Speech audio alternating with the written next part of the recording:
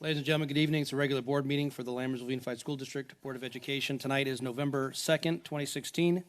I call this meeting to order at 7 p.m. Please note that the meeting is being recorded and live stream, and at this time, if you would silence any cell phones in the audience, that would be appreciated. This time, I'd like to call Ms. Tara Bell, the Cuesta Elementary School principal, who's going to introduce our students, who's going to lead us in a Pledge of Allegiance. Good evening, board members. Thank you for having Cuesta here tonight. We really appreciate you inviting us. So I'd like to introduce the students that will be presenting tonight. Danush Kumarthasan, he's leading us in the pledge. And then we have our leadership team that will be presenting the PowerPoint tonight to talk about Cuesta and what we're doing at Cuesta.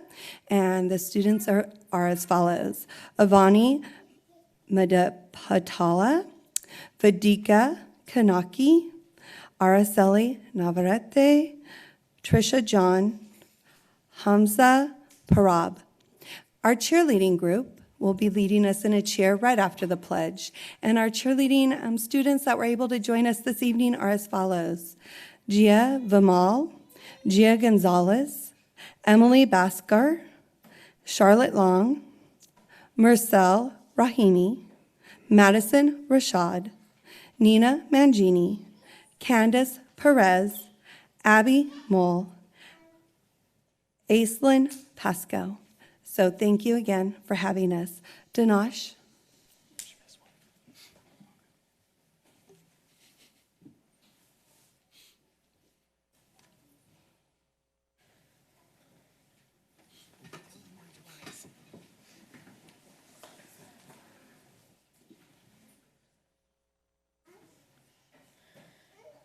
I pledge allegiance to the flag of the United States of America and to the republic for which it stands, one nation, under God, indivisible, with liberty and justice for all.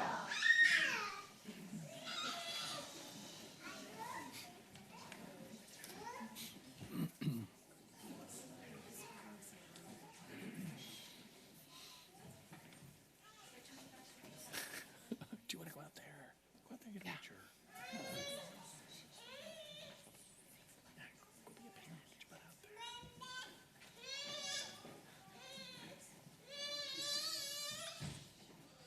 They're doing the cheer now? Mm-hmm. I guess we can go over there and watch.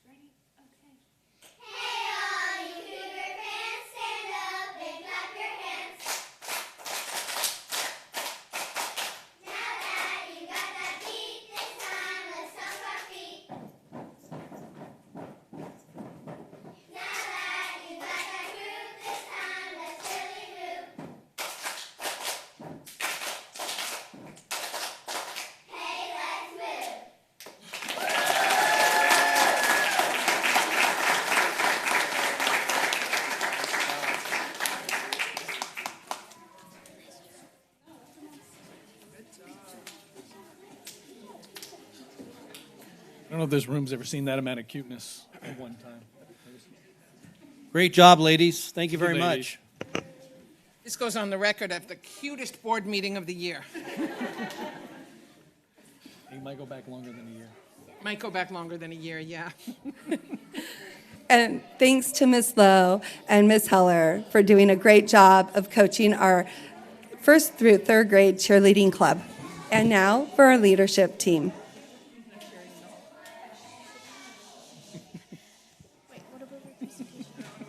They can't contain themselves now. They're first graders. Yeah.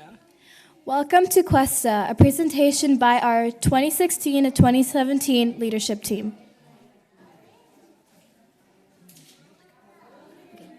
Hi, I'm Araceli, our president at ACE at Cuesta Elementary School. Hi, I'm Vedika, the treasurer of the Cuesta ASB team. I am Hamza, the secretary of our ASB team. I am Avani, one of the 8th grade representatives. I'm Trisha, Trisha John, one of the 8th grade representatives of the Cuesta ASB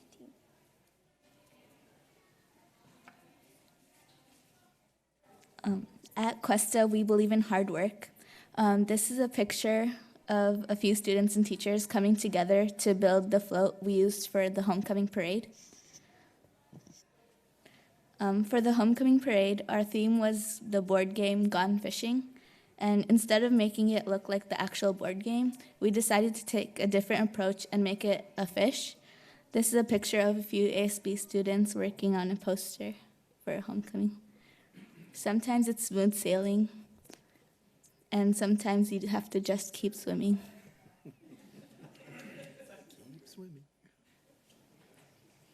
In September, we went to Mountain House High School to participate in a team building leadership day. We got time to connect with each other, harness our grit, and think about how we can be positive force of change in our community. Our ASB learns so much over there and learns how to be social and come out of their shell to meet new people. Cuesta has gone the past years, and it just keeps getting better and better, learning more each year to improve our campus to be a better community.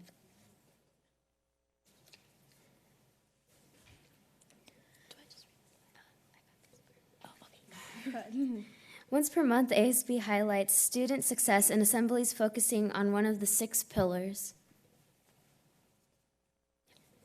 Each assembly, our ASB puts together a skit to show what character trait the month is focusing on.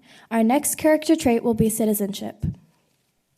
So far, we have discussed respect and responsibility. Each month, a teacher from each class selects one student displaying that chosen character trait, and they are celebrated. We have all the students that are rewarded go up on our stage and play games to win prizes for their classes. Other awards such as AR points, birthday books, and more presented at the assembly. This year was our 6th annual Fall Carnival. Every year, our QSF, Cuesta School Foundation, puts together an amazing carnival that brings community together. Teachers, students, and parents give many hours to help set up and coordinate this event. At the carnival, we had a variety of games, a DJ, a haunted house, and delicious food. Here are some pictures that has been taken during the Fall Carnival. Cuesta's 6th annual Turkey Trot event. The Turkey Trot team is currently preparing for the upcoming event, which is Turkey Trot, which will be taking place during November 10, 2016. The Turkey Trot is a fundraiser that benefits the school 100% fully. We have taken past feedback and looked to make this year's event much better. We will have music, prize incentives, and much more. Other than helping our school community, we want to start #lunchbag to reach out to those in need. Starting in November, prior to Thanksgiving, we will get together as a team to bring and pack food for the homeless through the charity #lunchbag. Every year at Cuesta, ASB gets to choose the theme for the dance. This year we have chosen the Winter Ball theme. We have a group of students from ASB who is currently working on this dance. ASB also runs other seasonal fundraisers such as the Penguin Patch, which is coming soon, which will take place at Cuesta School.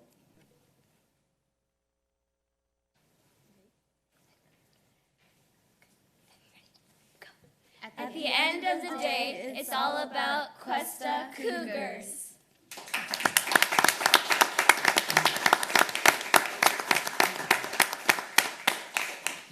On behalf of the board, thank you very much for the presentation. We really appreciate it. We appreciate your leadership at the school. Good luck. Thank you. Thank you, ladies. Very organized presentation. You did a fabulous job. Yes, nicely done. Thank you. And if you guys would like to go home, you're more than welcome, or you can stay and watch us entertain you with this exciting meeting. It is exciting, by the way. Roll call. No, he was serious. It's okay. Matthew Balzerini. Here. Colin Clements. Here. Sharon Lampel. Here. Shane Nielsen. Here. David Pombo. Here. Samantha D. Tiberis. Here. Approval and or corrections of the agenda? There are none. Move to approve the agenda. Second. All in favor? Aye. Opposed? Motion carries. Committee reports. Item A, facilities use. We had a facilities use meeting last week. There are still some hiccups and hangups with regards to schools getting stuff in so the foundations can get stuff in, so the public can get stuff in. The automated system appears to at least be cutting staff time down significantly as far as the planning and preparation of that stuff, which was the idea, but it's still going to take a lot more I think attention at the sites to respect and appreciate the fact that we can't just block out all of everything when we're not sure. There's got to be some communication and coordination. We have our follow-up meeting next week where if there were any denied applications, we're hoping to sit down and try to plan out and see if we can puzzle piece as much of this together. The reports continue to show an astronomical use of our facilities, and not just by students, although it was pointed out once again that the high school's use might not be for the public what the public would like. Almost every single reason the public was denied use of the high school is because of student-based functions. Yes, the marching band actually does do 6-hour practices on Saturday. I know no one believes it, but they do. I've gone out and seen it. The facilities, we have all 4 teams, all 4 grades now. We have 3 teams at just about every division, every level. The facilities just aren't available all that much. So I just hope that the public continues to see that. I do see the pool. We're talking about trying on the committee to get the pool and theater plans started so that once they're up and running, we can have, a bit more of a plan going forward. And I hope that I'll at least come to the next meeting to present where things were with Mr. Pombo for that as well. So again, our next meeting is next week. It's on the calendar here. I think it's next Tuesday here in this room, or excuse me, thank you, next Wednesday, that's right, next Wednesday here in this room. And for anyone who's denied an application, that's your opportunity to come in and ask about it and see if there's something we can do to fix it. So then, Mr. Pombo, I don't know if there's anything to add. Just that we continue to fine tune the facilities website, the applications and such. We have maps going in with names and numbers for the specific facilities at each site to make it less confusing and more accurate for what people are actually wanting to use at the sites. I will add, too, that Mr. LeGrand was very kind in trying to work with the Girls Softball League. The district has a dearth of facilities for baseball and softball, and while we're trying to protect that, Mr. LeGrand also recognized that there may be other options, and I want to thank him and the committee for thinking outside the box and trying to look for options that we might be able to find some place for them to work. So thank you, and to the committee members that are here, thank you. And that's the end of that report. Item B is District Advisory Committee, and we have not met yet. We're still waiting on the new form, or the new Template. Yeah, template, thank you. Item C, District English Language Advisory Committee. We have not met since the last board meeting. The upcoming meeting is November 15th at 6:30 in the Altamont Library. Thank you. Item D, Gate Arts Music. We haven't had a meeting. We have one coming up at the end of this month. So there's nothing to report. Okay, item E, Grant Writing Committee. So we're trying not to meet physically because it's very difficult for people. So the email communication is starting. It's slow, but it's starting. Okay. Item F, Safety and Crisis Response. We haven't had a meeting since our last board meeting. But I assure you, right, there's a lot of good work going on from committee members, researching and coming up with ideas, trying to find some grants, things like that. So thank you to all the staff members that are participating in that. Item G, wellness. We have also not met since our last board meeting, but we continue to work on various things to do with wellness here in the district. Our next meeting is November 9th, right here at 3:30. Governing board report. Samantha D. Tiberis. Okay, so I want to personally invite the board and community to the MHHS Fire and Ice dance show featuring the MHHS dance team, the MHHS dance club, and the MHHS dance class. It will take place on December 10th at 6 p.m. I hope you will all enjoy the show if you have the chance to attend, especially because first-handedly I know the dance class and the dance team has faced some obstacles, especially finding places to practice. So sometimes we end up in the hallway or in the wrestling room. So it's pretty interesting, but I still think it'll be a great show. And then secondly, I would like to publicly thank Mr. Faubert because as a student, I can see from lower levels that sometimes teachers are not necessarily accepting of what what students have to say and suggestions they have. So it oftentimes discourages students from speaking up and getting things done. But what I've learned from being at the school is Mr. Faubert always opens his office and he always listens to what I have to say at least. And I know he does for other students. So thank you. Trustee Clements. Trustee Nielsen, I believe this is the final board meeting that I will have the honor of serving with you. And I just wanted to say that it's been an honor to serve on this board with you. And you were on the school board, not when I moved here in 2004, but very shortly thereafter. And so I wanted to thank you for your decade of service to the district. Thank you very much, Colin. I did attend the football game last Friday. Unfortunately, we didn't win, but I thought they held their own in spite of some, shall we say, questionable calls. Horrible, I think, was a word I heard. Yeah, horrible. That was probably the one of the words that can actually be uttered up Repeated. here.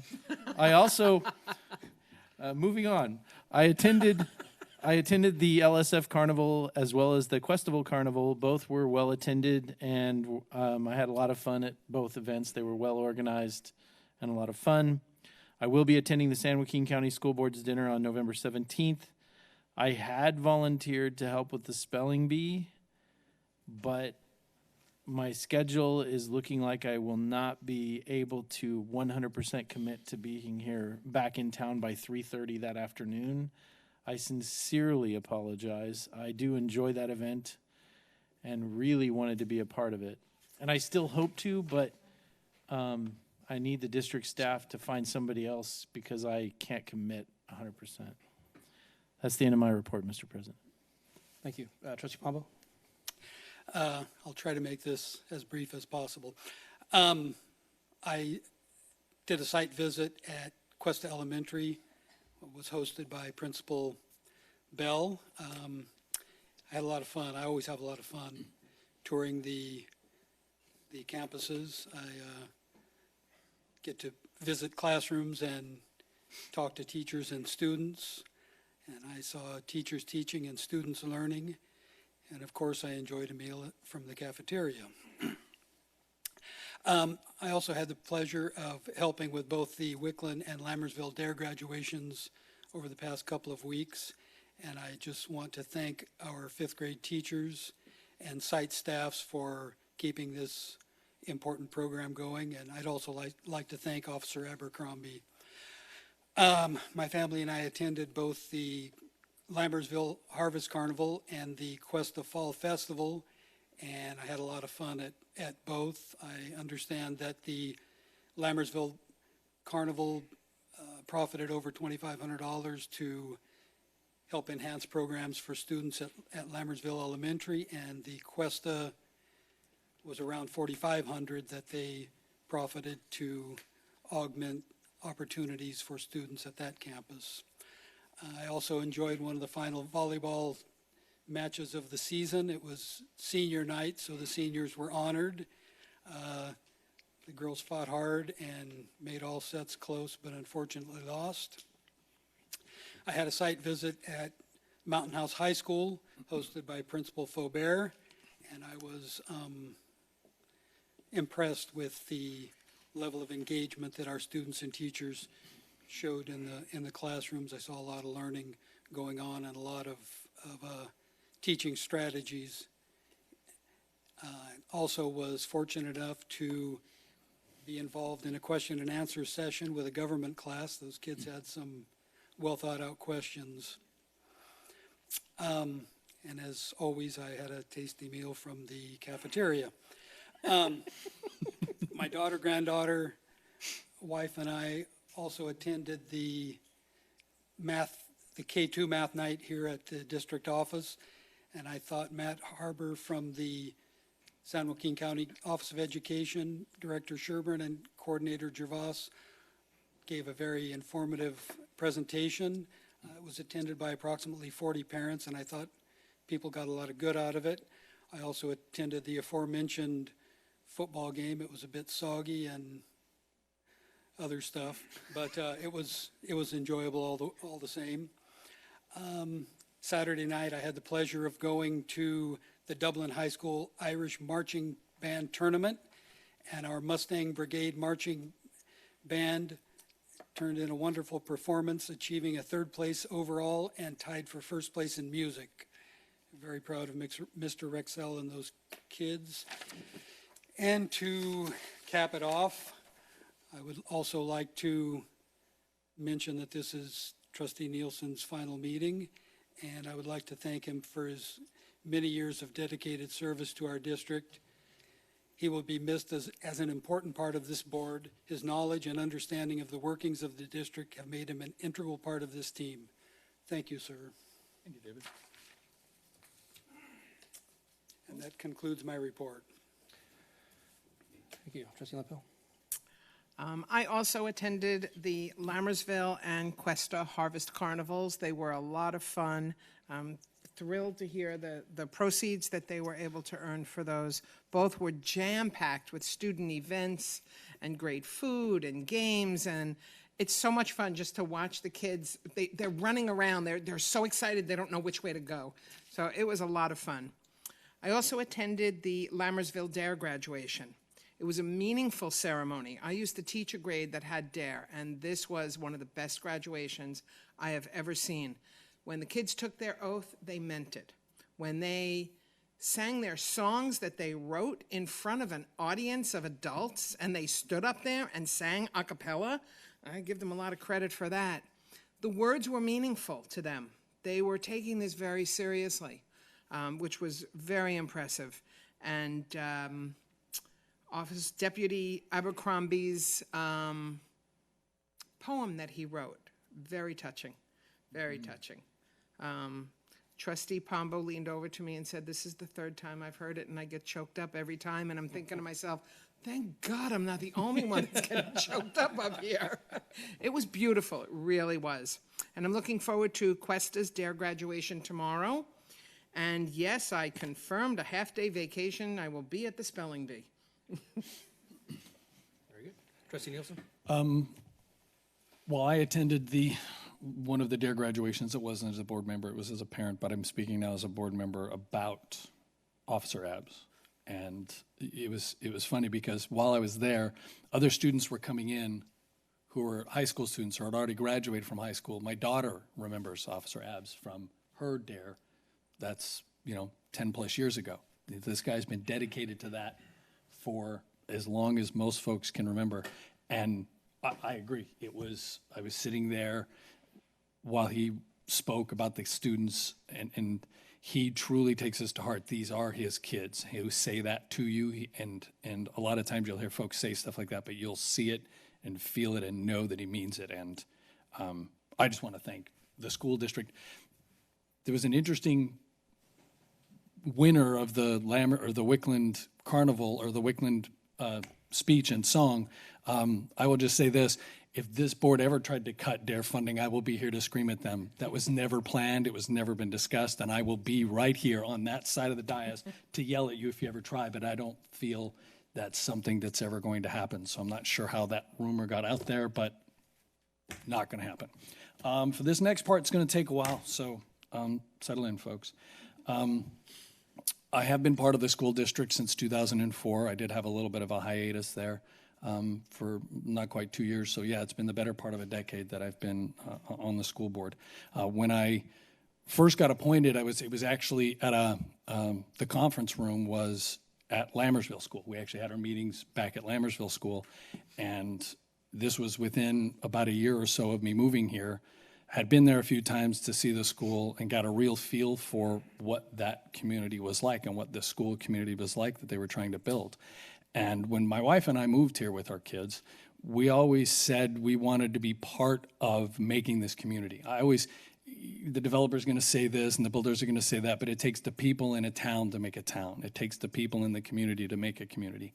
And I thought to myself, the best way I can be a part of that was to run for an open seat or get appointed to an open seat. So I went in and sat down across from J.P. Cole and Stuart Easton and Yolanda Salcedo and Chris Cunningham. And I thought to myself, they're never going to let this outsider on the board anyway. I'm fooling myself. I'm thinking this to myself the whole time, like, you're an idiot. These folks don't like Mountain House. They don't like Lammersville. They don't like you. I'm a sign of everything that is bad about what's going on in their little school. Shocked when I got appointed. But it didn't take me long to realize why. These folks didn't hate Mountain House. Lammersville community doesn't hate us at all. They saw this as an opportunity for all of us to continue to build what Lammersville always was and is. And the principal who's here can tell you it's a family. 100% head to toe, it's a family. And I strove and I swore from that day on that I would do everything I could to make sure Lammersville School District stayed today like Lammersville School District was back then, a family, that it was about doing what you could to do the best you could for the students and the children in this community. And I hope, I've strived very hard. I hope that I've succeeded. I feel that I have. First superintendent that we had was Bill Lebo, and you could never find a more dedicated, lovable, energetic guy. Every single kid knew who he was. He was also the principal, so that kind of helped. You couldn't stop his smile, his energy. He was one of the most positive people I've ever met. And if he were here, I would thank him for the hard work and working with me, because as 3 different superintendents will tell you, I'm not the easiest guy to work with. When Mr. Lebo decided to retire, we had a really difficult decision to make, and I was part of that. And I've said it many times, and I say it again, I wasn't 100% on board with the man we chose. I was looking at different things and different ideas and different plans. But the 4 people in that room, including the gentleman sitting next to me, convinced me that I was wrong. And there's a lesson here, folks, for board members. You can have what you think is right, and you can stand for what you think is right, but you need to talk with the 5 people that you're working with. And I did, and they convinced me, and I listened. And we hired Mr. Hansen, and it's a decision that I will never, ever regret, that I will always be proud of.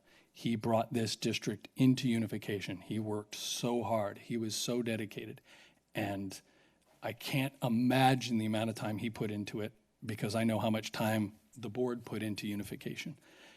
The amount of meetings we had to attend, the amount of naysaying we had to deal with, both from Tracy and from locally, and the hard work and dedication paid off in a unification vote that passed by an astronomical figure and led us to where we are today. Unification meant an election, and apparently I'm not the most likable of guys and finished 6th out of 8, where 5 people got put onto the board. And but I never left. I stayed around. I was always paying attention and paying attention to what was going on. But when it came time for them to reappoint some folks, I actually tried think I applied 3 times. And finally, on the 3rd time was successful. So I will personally thank Mr. Faubert for whatever personal reason made you decide to step down that allowed me to get back on this board. Personally, I think it's a good trade. I think I like you where you are, both as a parent and a board member. Not that I didn't like you as a board member, but I don't think there are many people in this community who would look at the work you're doing at the high school and not say thank you. And I, as a parent of a daughter at that high school and a son who will be there one day too, thank you very much. We had another fun decision to make not too long ago. We had to hire yet another superintendent. And this poor guy has had to deal with me his entire career, which no superintendent in this district's ever had to do, and he should really get hazard pay for that.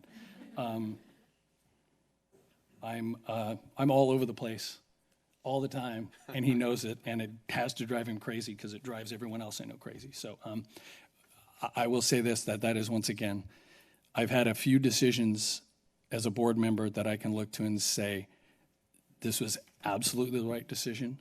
It was unequivocally the best thing to do, and it has brought our district to a better place.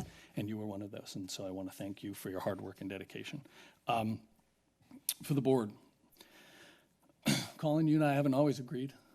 I haven't always seen eye to eye, but for what it's worth, you've earned my respect and appreciation, and I thank you for your service. I really, truly do. David, you are the definition of dedicated service. If you listened to his board report, I'm not sure there was an event in the district that occurred in the last 2 weeks that he didn't attend. And not because he has to, not because it's important, not because it's political, and not because he's running for election right now, because that's what David has done ever since he got on the board, almost 6 years ago. You have my respect, admiration, and appreciation. Most importantly, though, sir, you have my vote. And I've cast my ballot, and I want to thank you for your service. Thank you. Sharon, you're my favorite. We don't always agree either. It's funny that I seem to be the one with the disagreements. We haven't always agreed either, and there are times in closed session where an outsider might have looked and thought we were going to come to blows. But at the end of it, we'd smile, we'd shake hands, and we'd walk out. And there's a lesson here for a lot of folks in this country. You can disagree respectfully. I don't have to agree with everything she says, and she hasn't agreed with everything I say, but I walk out of there knowing that we respect each other and our opinions, and I thank you again for all of your work with the district. Thank you. Matt, few people know all of the work you put into the district because it's not in the public eye. It's Sacramento, it's Stockton, it's meetings with developers and meetings with the CSD, all of the things that's just never out there. And your tireless work and effort is so appreciated. You were a key part of all of the major things that this school district has done in the 12 years that I've lived here. And I also tell you, you have my respect, my appreciation, and you have my vote. And I want to thank you. There are 2 people up here that I could never leave out, and that's Noel and Alvina. There's few people in the district who've been here as long as me, or longer, and you're 2 of them. And you sit there all the time, and I don't know that people really know all of the work the 2 of you put into this. Not just this, but everything within this district. Alvina, we thank you all the time for your numbers, but there's more to it than that, and you and I know that. And Noel, I'm sure Kirk would say it too, I don't know what this district is without you, and I want to thank you for that. Samantha, you are why we do this. All of us, okay? I love your fire. I love your attitude. And I love that you are here all the time talking about what you see at the school, positives, negatives. You want to be a force for change, and I love it. And please, don't ever leave it. Don't ever give it up. What I thought about as my final statement, I had promised some people I was going to bring a flamethrower. Just flat out say what was on my mind. But then one of the things I get to do that I love to do is coach. I coach youth sports. And whenever my players are having a downtime or having a bad game or having a bad day, I ask them, you look in the mirror and you ask yourself, did you try your hardest? Did you do your best? And if you did, then don't care what anyone else says, because it doesn't matter. They don't have to like you. They don't have to respect you. They don't have to appreciate you, as long as you can look yourself in the eye and say, I did everything I could. That's also something I would say to you folks. I know for a fact you can look in that mirror every night and say you did everything you could for this district, so I appreciate you all. And for whatever it's worth, I did my best. Right, wrong, or indifferent, I made every decision I thought was right, with one exception, for the betterment of this school district. And I will stand up and say that to anyone who would care to listen. But for my 12 years in the community and 10 years on this board, I can honestly say that I'm proud that I had a hand in some of this stuff. I'm not responsible for any single thing here. We are. Lammersville is. And I'm proud to have been a part of it. So with that, I thank you all, and I'll end my report.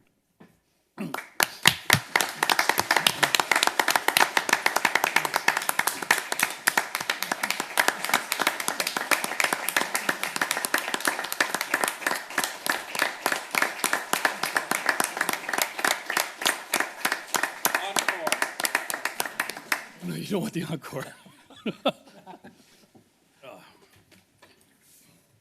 For my report, I will say that everyone sitting to the right of me will be attending the CSBA Annual Education Conference before our next meeting. So I just wanted to acknowledge and thank all of you for taking your time to do that. I'll be there for a couple days ahead of you for the Board of Directors meeting and the Delegate Assembly, and then we'll be joined by all of you. And AEC is an opportunity for board members to go out and continue their education. CSBA puts on different classes and different topics, new things going on in education, everything from building, construction to educational services. So we will go ahead and continue our education. So I don't know, just want to make sure people are aware of that the board continues our work outside of the board meeting. So thank you all for your dedication. And now to the person to my left. Who's not going? Well, I'm glad I have the opportunity to sit here and speak last, just because we spent a lot of time together. I think I wrote down, because you said that you're all over the place. I will attest to that. You are all over the place. But it's been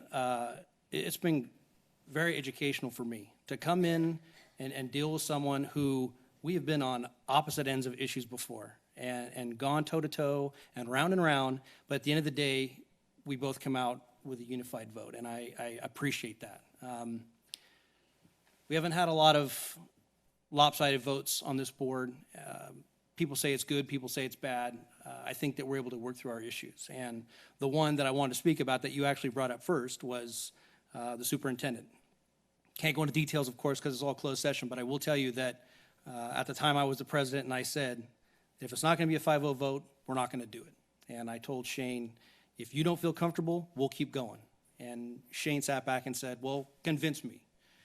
And the four of us did. And we brought you around, and you saw the light, and it was a great decision. I think it was great for the district, and you were able to do that. And a true leader does that. A true leader is willing to look at the totality of the circumstances and make a decision based on that. And I have nothing but respect for you. I also am so proud of what you've done. You spent so long schooling yourself, and then to go out and pass that bar on the first try. Congratulations. That's not an easy task. So on behalf of the board, I have the privilege of saying thank you very much for your service. You've contributed so much to this district, and the community is missing out because your institutional knowledge will be missed. We have issues that come up. I'm sure the board will agree. We have issues come up all the time.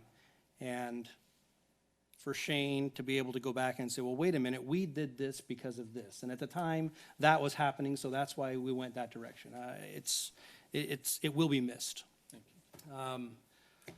So we have a little something for you.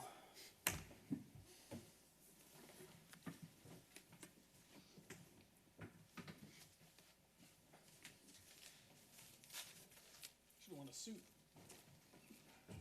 Oh, I'm so happy. You didn't think we'd forget about that, did you? Oh, I'm like, seriously. You did leave it up to the New Yorker to steal the shovel. And that's, you know.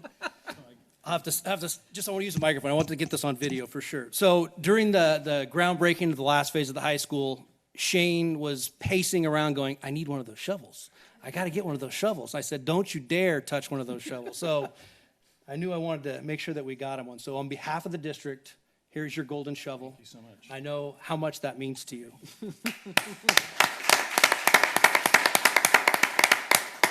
And then this plaque that says the Lammersville Unified School District Governing Board and staff hereby present this plaque to Shane Nielsen, Governing Board Trustee, in honor of his service to the Lammersville Elementary and Unified School Districts, leadership, and dedication of time in support of academic excellence to our students.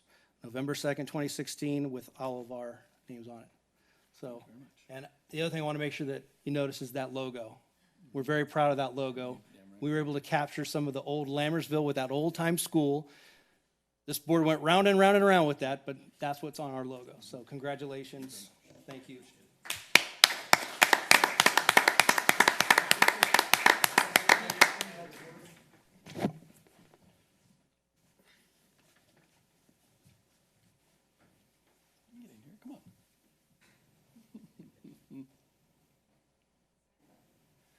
Come on, Samantha.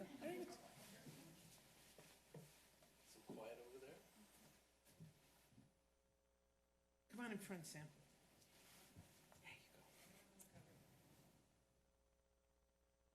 Thank you. Thank you all very much. And yes, I absolutely wanted one of these shovels because the amount of stuff we had to shovel to get that thing done.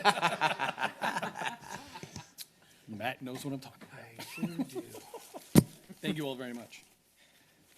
Receiving a public comment? Does anyone have any comments as to anything's not on the agenda? Moving on. Consent items for consideration. Item A, approval of the governing board meeting minutes from October 19th. Item B is warrants. Item C is the approval of contracts under $25,000. There's one. Item D, approval of the 2016-17 hires. There are three. Item E is approval of the updated 2016-17 fundraisers. Item F is acceptance of donations. There are two. One for $200 to the food service department from an anonymous source, and the second is a $300 towards purchase of CSBA Brown Act books from our very own Colin Clements. Those books will be available at the superintendent's office for loan. Thank you, sir. That's everything. We can pull anything for discussion or vote all as one. Can I ask a question before I decide if I want to pull something? Of course. Thank you. Consent C, the approval of contracts under $25,000, school psychologist contract for 30 days with Therapists Unlimited. Did we see that contract at the last board meeting? No, this is a new contract agency, and due to the lack of, how can I say this, not finding qualified psychologists, we did have to reach out to agencies. Okay, then I'm going to have to pull it because I haven't read it. It was not attached. So contracts under 25,000 is approved and then brought forward on consent. That's my board policy. Yep. We've made that. We don't, but they're usually attached. We have the opportunity to read them. No? Not under 25. Okay. Just For listen, right? Right, Mr. Nielsen? Yeah. However, staff can get you information. I mean, that's not it. No, I'm fine. Move to approve consent items. Second. All in favor? Aye. Opposed? Thank you, Motion Mr. carries. Clements, for your donation. Thank you. Yes, thank you. And And I'd like to welcome the following new employees to our Lammersville family. Amy Andracchio, special education teacher. Lacey Asami, library tech. Haley Fanning, self-contained classroom teacher. So welcome to those new employees. welcome. Welcome.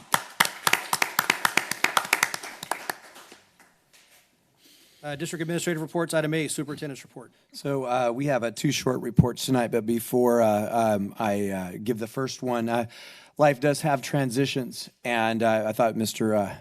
Trustee Nelson's statements were beautiful. My life transition's a little bit more subtle, but now that Ted and Heather both turned 50, about 10 days ago, I was greeted by my staff with an intervention. And it was also my 50th birthday. So I will be, from now on, moving forward, using my bespectaclements so that I can see what I'm reading. I've been saying that I wouldn't wear them till I turned 50, but I couldn't. I was going to have to start standing to read. So I want to thank my staff for that celebratory a moment. But I do want to point out that I've been observing the use of glasses here on the board, and I want to do a couple of imitations. Colin does a very studious kind of lean forward, and then he makes them disappear really quick, where Trustee Pombo is often seen with his glasses on his forehead. Sharon is always looking very directly at the target. I can't see you out there, so I couldn't do these with these. And then I think in honor of Mr. Nielsen, he has a dramatic way of taking them off. So I will do my best, community members, board members, to use my glasses accordingly. Hopefully I'll be more accurate in my reading ability. So with that said, I have a short presentation. I just stick with the contacts, makes it easier. Yeah, but you lose the dramatic effect. Like, hold on. Nice. See? Doesn't quite have the same effect. So good evening, Mr. President, board members, Madam Student Trustee. I'm going to very briefly cover some fiscal concerns related to the coming election next week as it relates to some fiscal matters on the ballot. So on August 17th, I made a presentation, and this is the last slide, which was the conclusion, but it's all the issues that we're really considering and where some ballot issues are really having a very big impact, both either pro or con for the needs of the district. So it's important to note again that the district is growing rapidly. I'll announce the new enrollment numbers. They're much larger than they were last month. They're much larger than they were at the beginning of the year. We have a second village being developed. It will soon be building houses. Developers, more than one developers are in contact with the district. A new school has to be built, Hanson Elementary. The inflation with school price, the price of building a school, the cost of East Bay construction flows over the hill and onto our shoulders. The mitigation agreement established in the 1990s has collapsed in that the way it was set up to fund schools, it can no longer keep up with the realities of current modern school construction or the costs, nor the funding mechanisms. Presently, there is no state construction bond. Measure L has a very specific list of things, some very specific projects and some general needs of the district, but Measure L cannot carry the burden of building schools into the future. And finally, the current agreements with the master developer and other developers makes it untenable for us to go out and move another GO bond. Those are challenges. When I made this presentation, I had a quote from John Adams, second president. It said that challenges are a blessing in disguise. They're problems to solve. So we have to figure these things out, and the election will give us a road to travel or a road less traveled. We'll find out in a couple of days. One of the significant things that we've had going on for months now is our work with CalPERS, who is the essentially the investor of and the owner of the master plan. They have representatives, IHP and Mountain House developers, who advise them on this community and the community project. But it's ultimately their responsibility to deliver on the master plan. So we are currently reviewing all of these old documents and trying to find what does it look like to full build out.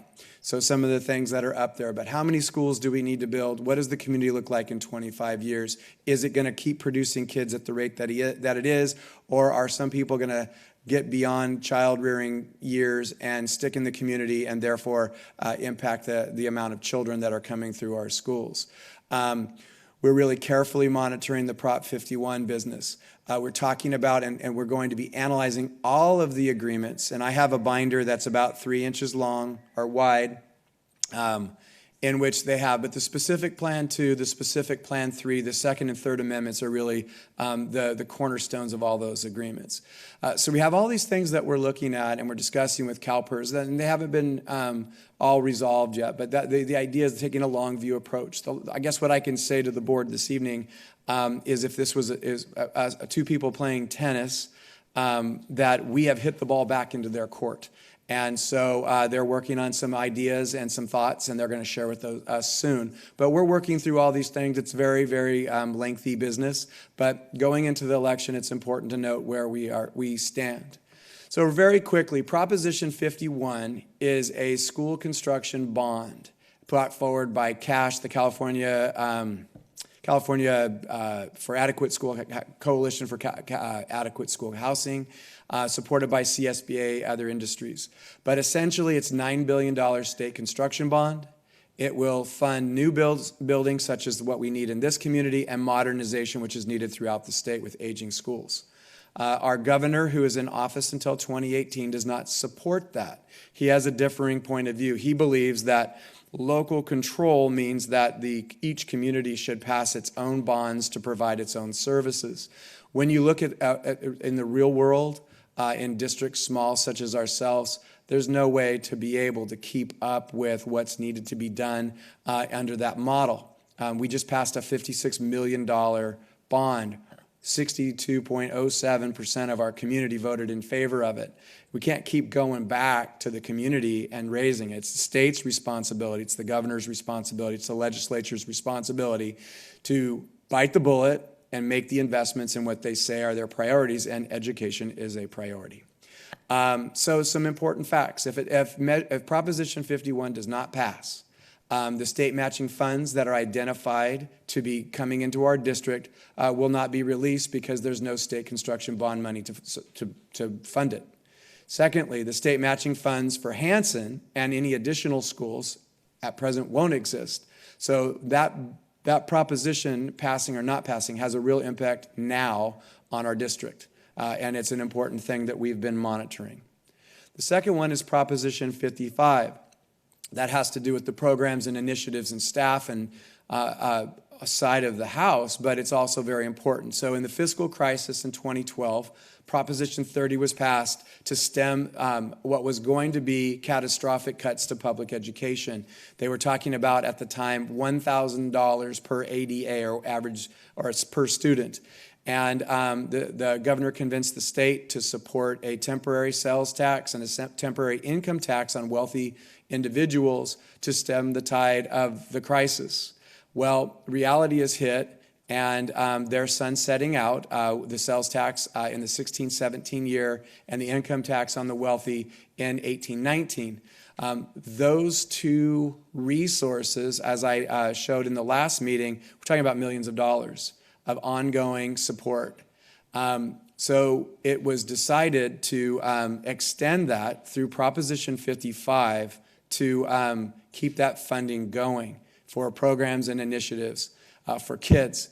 So it's important to note that if Proposition 55 does not pass, then there will be millions of ongoing dollars over the next 2 and 3 years disappear from our revenue sources. And this tax is not an increase, it's simply maintaining an existing tax for an additional 13 or 14 years.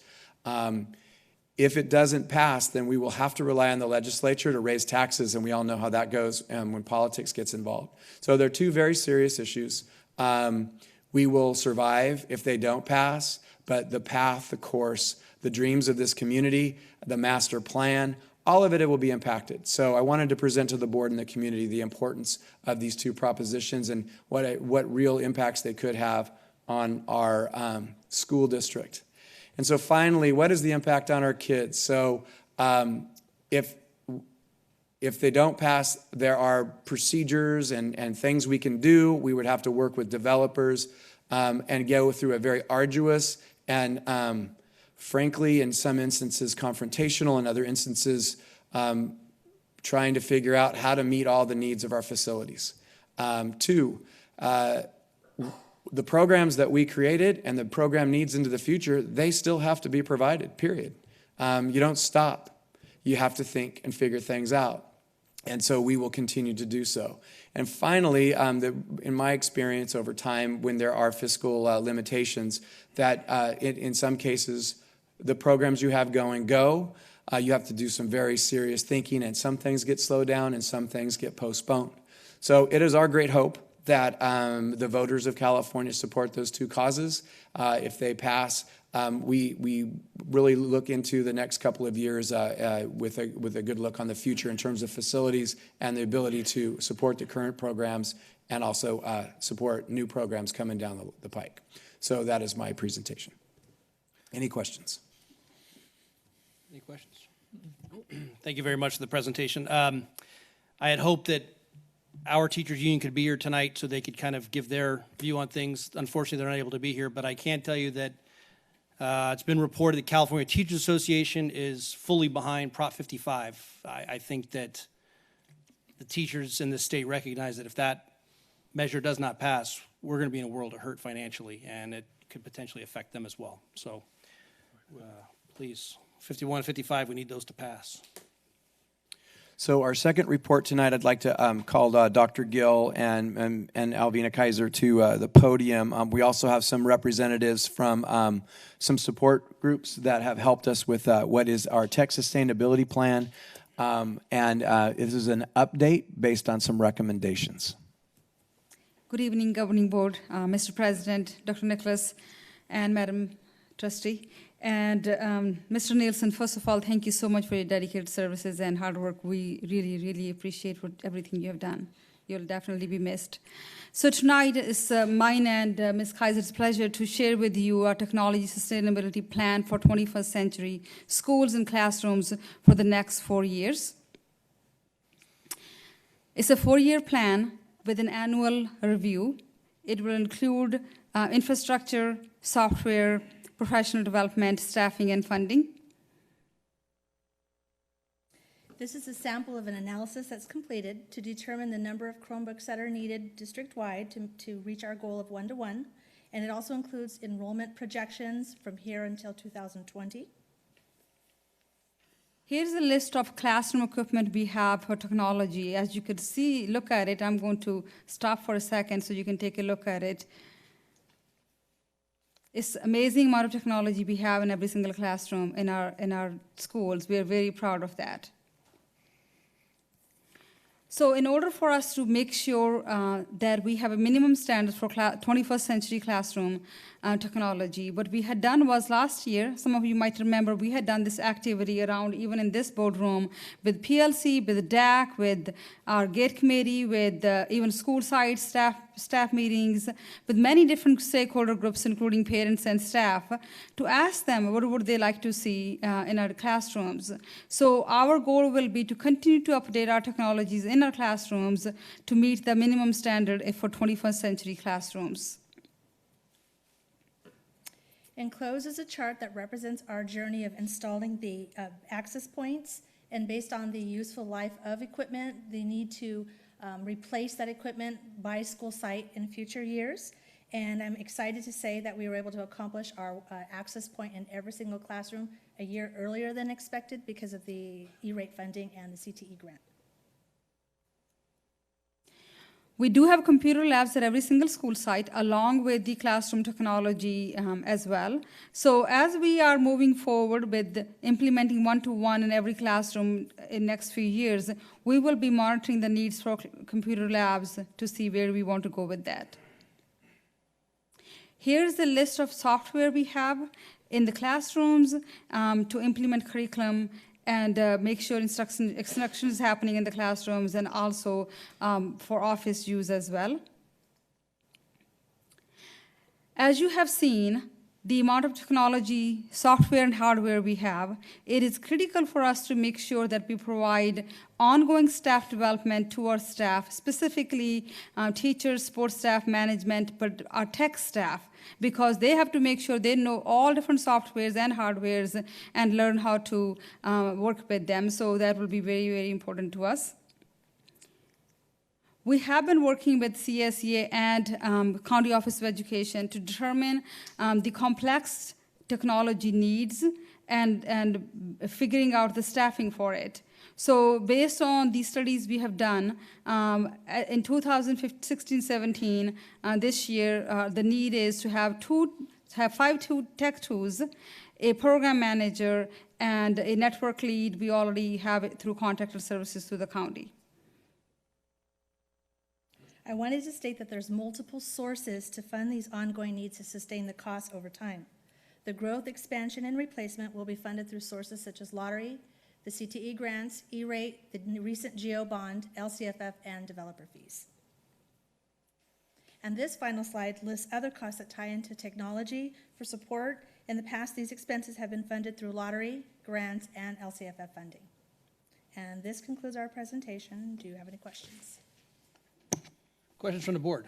Trustee Lampert. I was going to ask you if you had a replacement plan for the Chromebooks, and then there it was on the second to last slide. What are we estimating as to the lifespan of a Chromebook?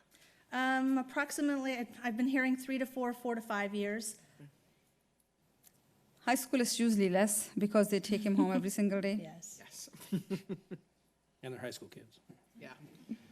I also wanted to introduce some of the individuals that we've worked with. Robert Tipton from the County Office of Education, Rames Creel from the County Office of Education, and Jared Bayless from AMS.net. Thank you all for being here tonight. Appreciate it. I'll just add a quick point to this. It's important to understand a couple of different things. One, yes, there's costs and costs involved, but these costs are being offset by fewer school books, fewer other items. There's a net. This isn't just, oh my gosh, we have to spend this much more money. There's gains and losses in each one of these. And not for naught, I get some people's concerns and fears with this issue, but I don't know that you're going to see that many more textbooks 5 years from now. I honestly think they're going away. They're not going to be the 75-pound backpacks coming home anymore. We're a little bit ahead of the curve on this, but I don't think we're going to be all that much more ahead of the curve for much longer. This is just the nature of where the world is going, and I'm glad we're ahead of it. I'm very glad that you are looking at a replacement plan, because that is usually one of the stumbling blocks. Is you do a massive rollout, and then suddenly 5 years from now you've got a massive debt because you have to replace everything. So to have a plan, even if a computer's not ready to be replaced, you have a plan to replace it anyway, because you'd rather have it on a known cost schedule than we have to replace 3,000 computers in 1 year. That's We're also not a good repairing idea. them too, so some of them are lasting a while. Right. So just, I appreciate the work, I appreciate the effort, and just wanted to provide a little bit more information for the public. So I thank you both very appreciate much. all of the work and the support from our county office and AMS partners to keep us on the cutting edge, and we are further along. You know, I come from I'm working in a district where we do have the one-to-one. We are way further ahead. They have both. So the kids are carrying around Chromebooks and textbooks. So I appreciate where we are on this. It's also a double-edged sword, because we have to make sure that the infrastructure works. Yep. And I know we've had some problems with that, and we need to find remedies to those problems as quickly as possible. Because if we're gonna be a tech high school or a tech school district, we need to make sure the tech works. So, Which is let's why make we sure we brought in have- county and AMS. very good. So I appreciate the help from all the outside organizations. Thank you. Thank you. Thank you. Thank you very much. Thanks for the presentation. Thank you. Item B, enrollment report. Our enrollment is currently 4,561 students, an increase of 14 students over last month, and we continue to meet or exceed what our average is, which is approximately 15 to 16 kids a month. The previous month it was 21 kids. Because I love doing this and it's my last opportunity to do this, that is an increase of 4,000 students since I first got on the board in 2004. And if you were in this profession at all, if you knew that in 10 years you were going to increase your enrollment by, 10,000% or whatever the ridiculous number is, 4,000 more students in 10 years, most administrators would look like this. So good work by the Lammersville School District there. So I have a quick question. Have I been half asleep, or have I not seen the Mountain House Elementary School District on there before. Have we always had that on the bottom? With the high school stuff, yeah. Those are kids that feed the high school, right? Correct. From Correct. the Alameda side? Correct. Okay, I just never noticed before that was on there. Just this year, right? Okay, yeah, it's consistent, it hasn't changed, but. Item C, District Maintenance and Operations Report, Mr. LeGrand. Good evening. What's the score? It's a rumor, is it 6-3 in the 8th inning? Not that you would Can't know. confirm or deny that, but that's what the rumor is. It's just a rumor. I want to start off by my lack of attire tonight. Quite frankly, I wasn't expecting to be here. I've been trying to bribe Alvina all day to excuse me from the meeting, and to her credit, she didn't take any of my offers. So she's a woman of integrity. So I offered lunch and other things. Nothing worked. So anyways, so I have a brief report tonight. Our staff development day on the 24th went really well. The fire department was nice enough to come over and give us some fire, training on fire extinguishers. Then they were nice enough to set some stuff on fire for us. And everybody got a chance to use a fire extinguisher and see how they work. So some hands-on experience. We talked about pest management and the custodian's role in pest management, specifically ants and mice and that kind of stuff. We brought in a factory rep to talk about how to maintain our equipment better, specifically the auto scrubbers, the expensive piece of equipment. We have a lot of issues with those here. And then we talked about cleaning strategies, and then we went over playgrounds and how to do a playground safety inspection, that kind of stuff, things to look for, that kind of stuff. So it went really well. Spent the whole day with the staff, went really good. I think everyone had a good time. I think everybody learned something, so it was a good day. I attended youth facilities last week with these two gentlemen. We have another follow-up meeting next week to talk about conflicts. And then our Prop 39 work is almost wrapped up. There's a few backorder items, some lights and some thermostats for the 4 sites, Lammersville, Wickland, Bethany, and Cuesta. And that's my report. I'd be happy to answer any questions. I'm sure I'll have a question in a little bit when we have this contract coming up. You'll be here for that? Yes, sir. Thank you. That wasn't a All right, question, I'll be in the was back. it? Sorry. That wasn't a question, was it? I like that. Action items, item A, consider approval of 2016-17 inter-district transfer requests. Any staff report? None. Move to approve 2016-2017 Inters district transfer request. I'll second. All in favor? Aye. Opposed? Motion carries. Item B, consider approval of revised Brightview landscape maintenance contract from November 1st, 2016 through December 31st, 2017. Staff report? This is an expansion of our current contract. We were noticing that we went with a minimalist approach when we originally brought this forward. And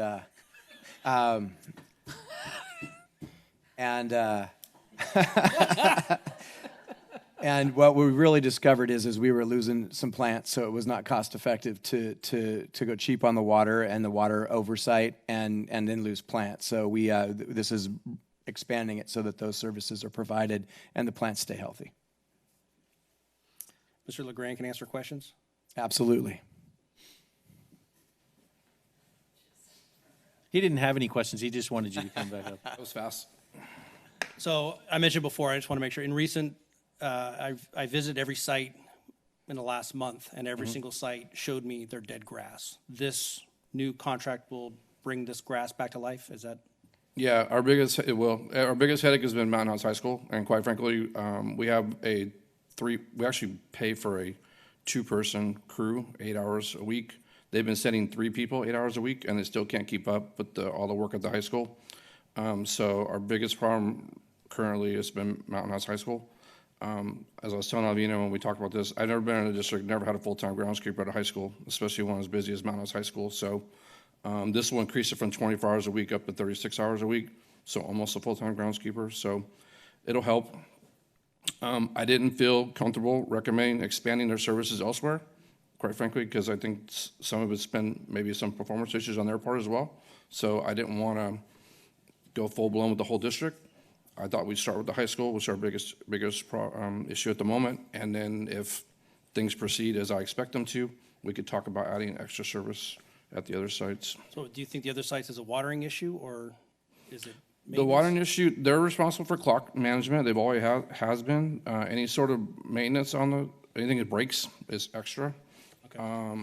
And quite frankly, I think some of it's communication problems on their part. You know, if they see problems, by the time it gets to me, it's a big problem. And by the time it takes to recover, you're talking a week or two after that. So I think that we've cleared that up a better. I've been having ongoing meetings with them for a month or more. And so I think our communications improved between us, myself and them and their own staff, their internal communications. So I think it'll be better. I think it already has gotten better. You should see some improvements the last few weeks, I hope. Great. So. Okay. Thank you. Appreciate it. You're welcome. Any other questions? Yeah, at what point do we consider, you know, like with other contracts that we're doing, not outsourcing this anymore? I mean, is it, I don't know the numbers, the math of it all. Is it something fiscally possible in the next year or two? Because communication issues and all the rest of that stuff go away if we're in charge of our own people. That's the question. Has anyone looked at the numbers? And not for not, we're signing a contract for the next 13 months, so that's not, 14 months, I guess, technically, so it's not terrible, and it's not a full-time thing. Like you said, it's not a massive expansion, but I think that it's something in the next, several months, whether it's possible or not, just to explore and consider, because you're exactly right. Our neighbors across the street have had similar communication issues with this company as well, and we don't want to. And just so everybody knows, I'll be 4 to 5 options, somewhere in that range, and that was part of it. Sure. And it's something we did talk about, and it's certainly something we need to look at in the future, especially as the district grows. And I think that we can look at that in other areas as well. HVAC, other areas where we spend large sums of money, and because we don't have the personnel to do the work. But so. I want to also add, because I actually ran into this situation this last weekend. I want to make sure we're doing a good job internally with reminding our staff, and by that I mean our plant managers, our principals, if there's a point in time where they think the facilities aren't sufficient to be used, that they should close them. And we had that situation come up this last weekend where with the rain and stuff, I wasn't sure the soccer practices should occur on Friday night. And the response that I got from outside entities was kind of akin to, we don't care about the condition of the fields unless it's a downpour, we're going to practice. I'm like, no. We need to respect the fields or they're not going to be there for us to be able to use. So part of the facilities committee discussion that we're going to have next week is going to center on we need to develop a partnership with them to try to figure out, okay, wait, if the fields really aren't in shape, that we're letting you know, that if you guys or your staff decides a field needs to be closed, that we just need to close a field and try to figure out how to fix it and deal with it, because we're going to go back to what Ben said at the last facilities meeting. They're here for students first. And sure. And I saw your emails on that, and I wasn't familiar with the policy as the district, so I know, we could talk about it next. Maybe there isn't a policy, I don't know. Well, but and that's something part of it. Also, we could talk about next week at our facilities meeting, because I don't know who makes the call. Is it me? Is it the site principal? I would say that's something that this gentleman can have with his folks to try to figure out. Sure. The facilities committee folks would just have to follow up and say, if the principal or the district closes the field, they close the field. You get a refund, but if they close the field, you close the field. Sure. And maybe to let staff know that we can be proactive about that. Yeah, we can review our practices. So just a suggestion there. So great. Cool. Thanks, sir. Thank you. Thank you, Jimmy. Okay, I'll move for approval of revised Brightview landscape maintenance contract from November 1st, 2016 through December 31st, 2017. And if anyone out there is confused, Valley is changing their name. That's why it's now Brightview. It's the same company. Yep. Valley Crest. Yep. Valley Crest, yeah. I'll second. All in favor? Aye. Opposed? Motion carries. Item C, consider approval of Governing Board Resolution 161714, authorizing submittal of applications for all Cal Recycle grants for which Lammersville Unified School District is eligible. Staff report? By passing this resolution, it allows us to meet one of the requirements to apply for the grants.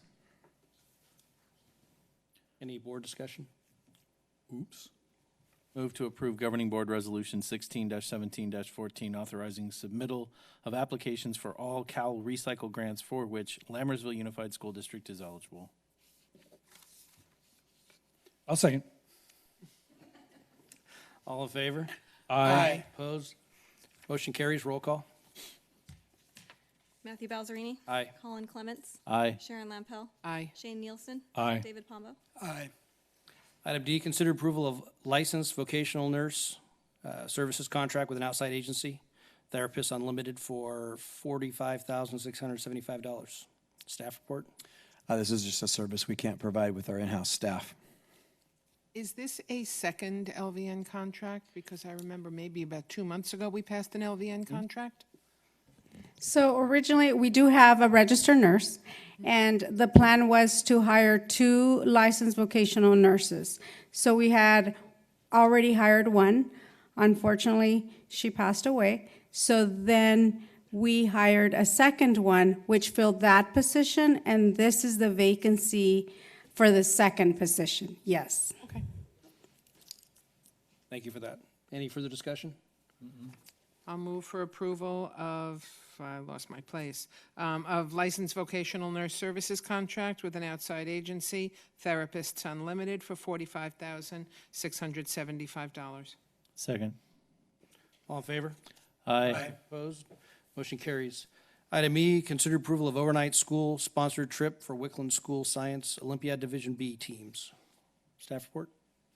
All I'll say is that this is the school that produced our first state qualifying Science Olympiad team, and I understand their aspirations are to go national, so we recommend supporting their opportunities. Any board discussion? I just want to go with them. I recommend supporting aspirations, absolutely.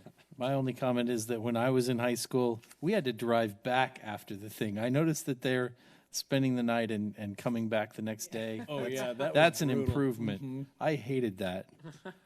Move to approve overnight school-sponsored trip for Wickland School Science Olympiad Division B teams. Second. All in favor? Aye. Opposed? Motion carries. Go Wildcats. Yeah. Item F, consider approval of provisional internship permit for certificate employee. There is one, Sarah Cardin, single subject credential math teacher, 9 through 12 at Mount House High School. Any staff report? We found a math teacher. That's what I was going to say. Kudos, you found a math teacher. I'll move for approval of the provisional intern permit for Sarah Cardenas, single subject math, 9th to 12th grade. Second. Shane got it. Okay. All in favor? Aye. Opposed? Motion carries. Item G, consider approval of adopting the required procedures and guidelines for evaluating the qualification proposers for leaseback best value awards. Staff report? So one of the requirements with new regulations tied to leaseback is that you have an approved procedures and guidelines process. This will serve that function. Any board discussion or questions?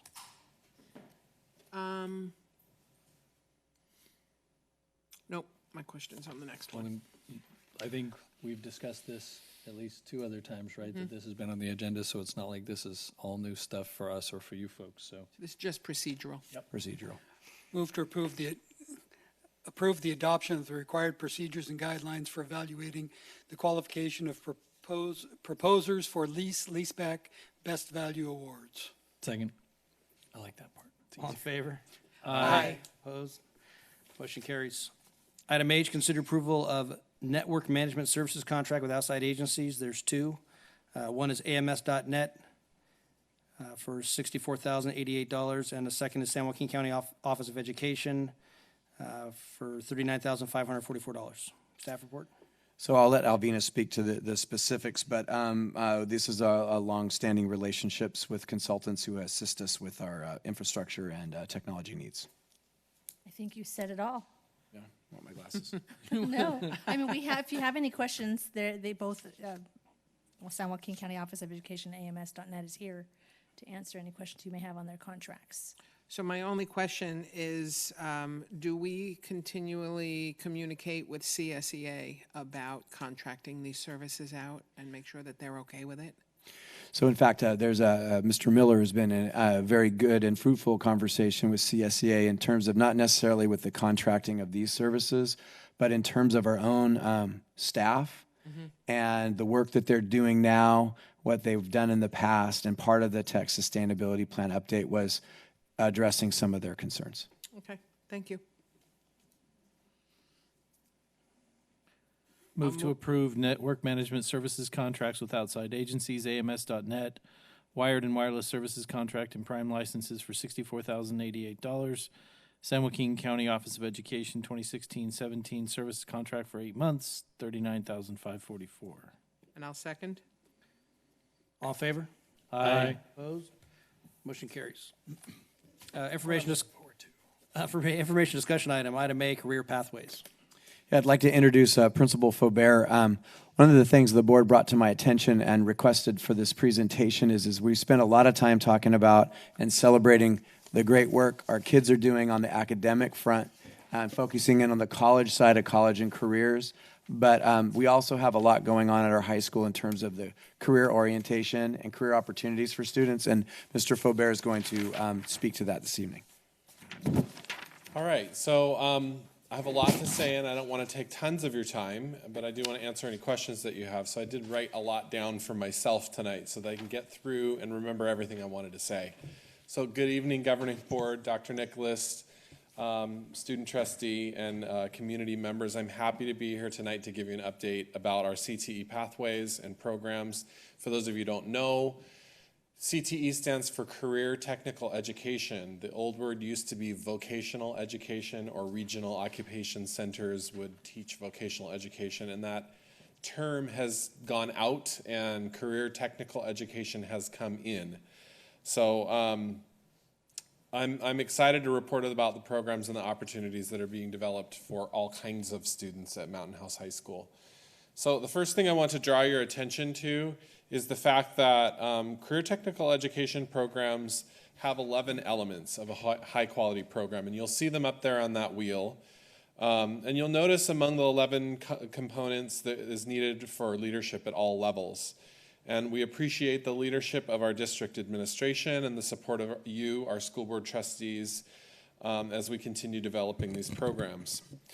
At the center of this diagram is the student, and that's where we always want it to be. We want to make sure that everything that we do, all of those different 11 elements, go back to what students need and what students want.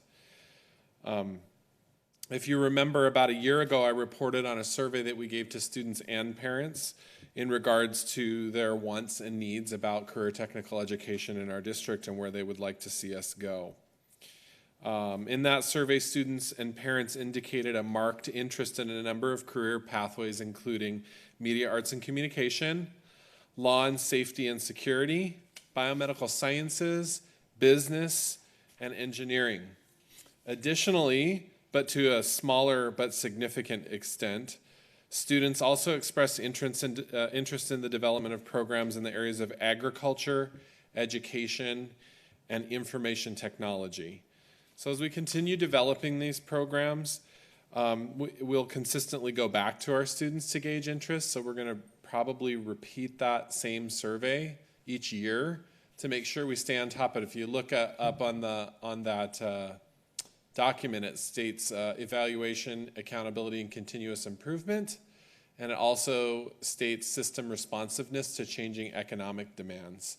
So we have to look at one of the mandates for creating career technical education programs is it's going to be different in different areas of the state and in different areas of the country, because you have access. Part of a career technical education program is your connections that you make with partners, and you have to have access to partners to run the career technical education programs that you have. So there's a couple of different things that we need to look at as we continue to develop. So we will be responsive to student desires and economic demands of our economy in this area. Additionally, we continue to work to identify current teachers and employees who may be qualified to teach in our CTE programs. We recently held a workshop on campus about how to obtain a CTE credential. There was about 12 teachers there using the industry experience teachers may already have. We currently now have 3 staff members who have applied for and have already received their preliminary CTE credentials. And there is, I believe, an agreement with LTA that teachers who obtain their CTE credential and are using it actively in the district, they receive a stipend each year. So we are helping more to apply. We have teachers who have been involved in the manufacturing industry, teachers who've been involved in computer science industry, networking industry, business, etc. And I'll say a little bit more about those as we go through this tonight. So our current CTE programs at Mountain House High School include Project Lead the Way courses in biomedical sciences, computer science, and engineering. There's also a Cisco Networking Academy, which is directly articulated with Delta College. There's a fashion design and visual merchandising program, a digital photography program, a video productions program, a digital graphic arts program, and a culinary arts program. Those are designed with hands-on project-based curriculum where students demonstrate their mastery through acquisition and demonstration of skills that they have learned in their classes, not just assignments that they turn in, actual projects and products that they create. A really good example of some of the hands-on learning that happens in our district currently is one of them is our engineering, or two of them, engineering and biomed programs. So they're CTE programs based on project-based curriculums where students have the opportunity to practice industry standard skills and practice problem solving in real-world experiences. Now, a lot of people think that these two programs are college-focused programs.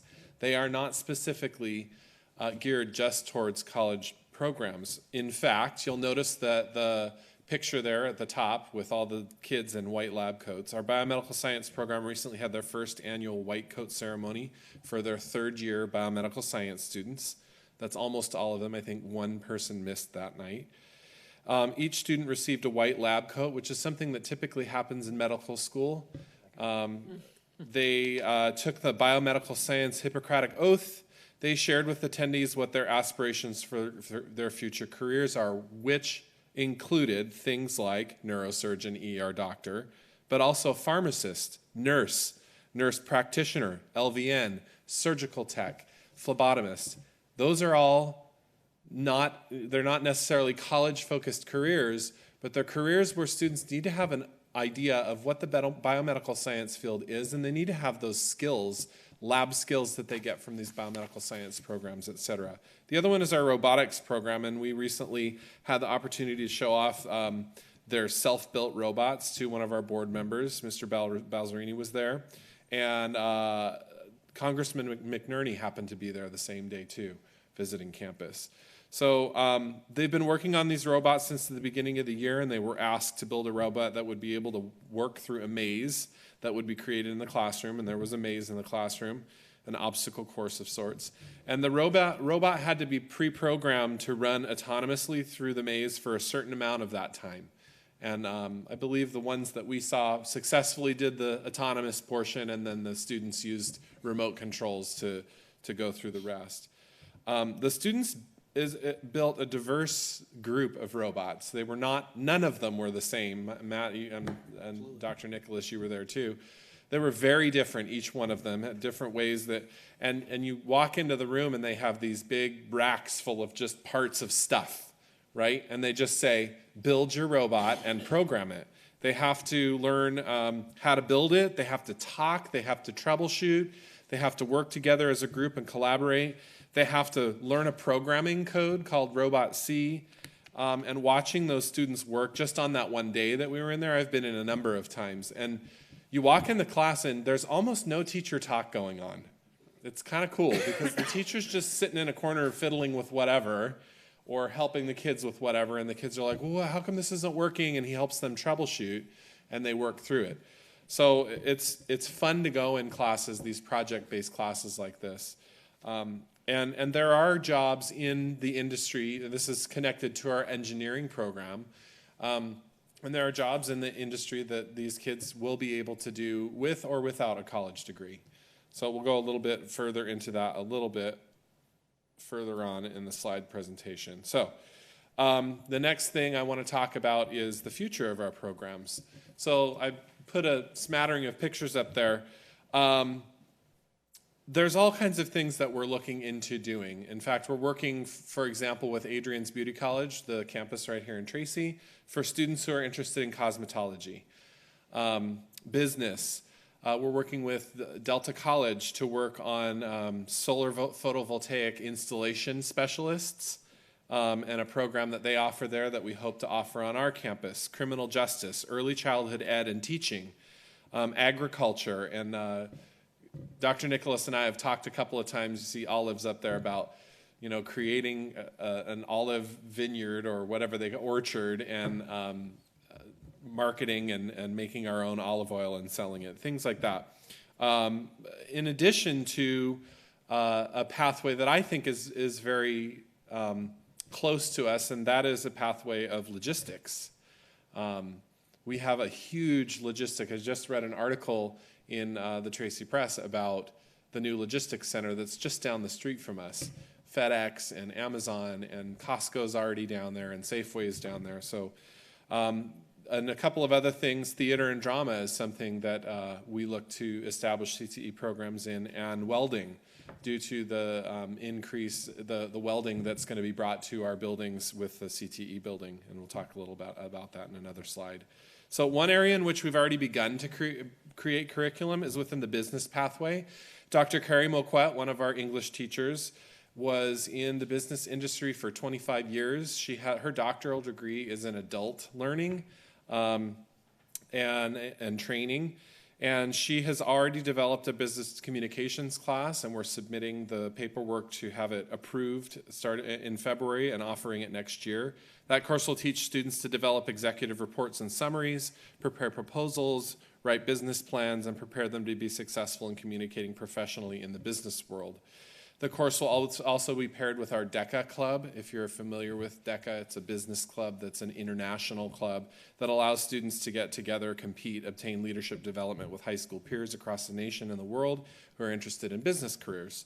So we're also planning on partnering with our friends at Delta College, like I said, to begin offering classes on our campus. Through recent Assembly Bill 288, we're working to create a college and career access pathway partnership to offer programs here on campus that we would not otherwise be able to provide ourselves. We're currently looking into using that Assembly Bill to establish a couple of CTE pathways, one being the solar photovoltaic system installation specialist and a criminal justice program. And those end up in certifications, not degrees.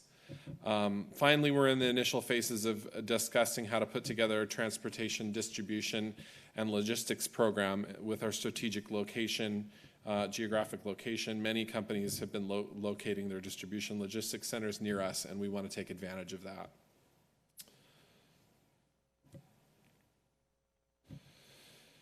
So this looks like a pile of dirt and a couple of holes. But pretty soon, I assure you, it's the beginning phases of our career technical education facility that's going to take us into the next phase of our ability to provide a world-class education for all of our students. So I'm going to show you each of the rooms that will be in there very quickly. This is the art lab. One art teacher already has her CTE credential, and the other art teacher is in the application process. Both art teachers have experience as studio artists and are altering all art curriculum to fit CTE standards so that all students understand what it means to have a career as an artist and be able to market their own artwork. This room includes areas for ceramics, sculpture, and physical hands-on art, industrial sinks, throwing wheels, kilns, etc. This is our biomedical lab. Like I said before, a lot of people think the biomedical program is a college-focused program, but it's also for students who are career-focused. It's designed to fit the needs of any student interested in any part of the medical field, and as we mentioned previously, many of our third-year students at the biomed program plan on doing a myriad of different things. This new room has all of the components necessary to continue running our project-based curriculum that helps students gain the analytical skills needed to be successful if they want to become an LVN or a brain surgeon.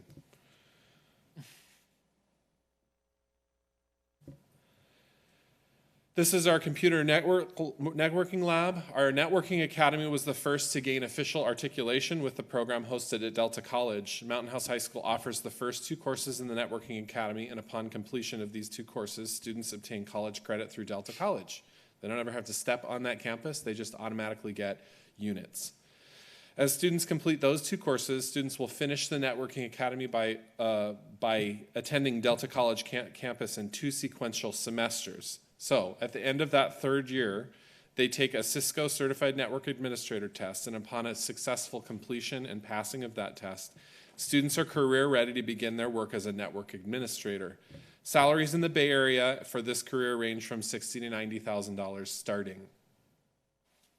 One additional semester with a course in network security and a test helps them to become eligible to be a network security engineer. Starting salaries in that career range from $130,000 to $165,000 a year. Starting. That's under 4 years of education, and 2 of those years in high school. So really, 2 years in high school and a year and a half in college, and kids are making more than I do. And I'm wondering why I'm not in the CSDNA Academy. So this career pathway is available to anyone who completes it without ever completing a bachelor degree or even an AA. This is our engineering makerspace. I know it doesn't look like much. There's kind of some dotted lines on the side there with what looks like a big strip of nothingness. But our engineering program is growing leaps and bounds, especially as we begin matriculating the students from the middle school who are involved in Project Lead the Way. They're very excited as they come in. Before, they were just kind of going, what's an engineer? Is it trains? So this high-tech makerspace is being designed with the intention of including the latest 3D printing, plasma cutting, and welding technology. Welding capabilities planned will include gas and arc welding with the capability of teaching MIG and TIG welding with both aluminum and steel. Industry standard certifications are available for welding skills. Skilled workers are also in high demand in the engineering field for both college-educated and career-focused students. Students in these classes will learn to use industry standard software and equipment and will get hands-on experience designing, building, and making in this space. Students already involved in the program are bursting at the seams in our classrooms. It's true, if you've been in that robotics room, they are literally bursting at the seams. And they can't wait for the makerspace to be completed. This is our culinary arts lab. This one's kind of exciting. When they started talking about it, everybody got a little excited. Our culinary arts program has already outgrown our small home economics style lab. While our current lab will serve its purpose to prepare students for the industry standard kitchen in the beginning culinary arts classes, the new space will bring our culinary arts program into the next phase where students begin learning to how to cook and provide meals on a larger scale. With 7 industry standard ranges and ovens with built-in grills and 7 industry standard prep stations, students will have the ability to begin their own catering business and start to learn the culinary trade. Industry standard dishwashers, equipment, refrigeration units, a large pantry and laundry, and fully outfitted teacher station will help students gain the skills they need to be successful in this area. In addition, outside of our culinary arts area, there will be a garden plot that we can begin planting and harvesting our own produce to include in the culinary arts class, kind of like a farm-to-table thing. And we're excited to begin discussing ways in which we can start building an agricultural program off a small plot and then moving bigger, starting small and moving bigger. So we're excited to begin discussing the possibilities for future ag programs. There's a couple of other programs that we've been looking at as well. This looks like a big hole in the ground, and it's probably something our entire community is just itching to get at. And the pool may not seem like it has anything to do with CTE programs, but just wait, there's more. With our plans to integrate as many of these facilities into the educational programs as possible, the pool has a significant opportunity to be a place where students can learn a number of career skills. We've begun talking about the possibilities of offering lifeguard training so students can work at the pool when it's being used by our community and teaching swim lessons. There are opportunities for business students to get involved working with aquatics program administrators to discuss advertising, business plans, scheduling, and other administrative tasks. And we're excited about the opportunities that our pool will bring to our CTE offerings and to our community.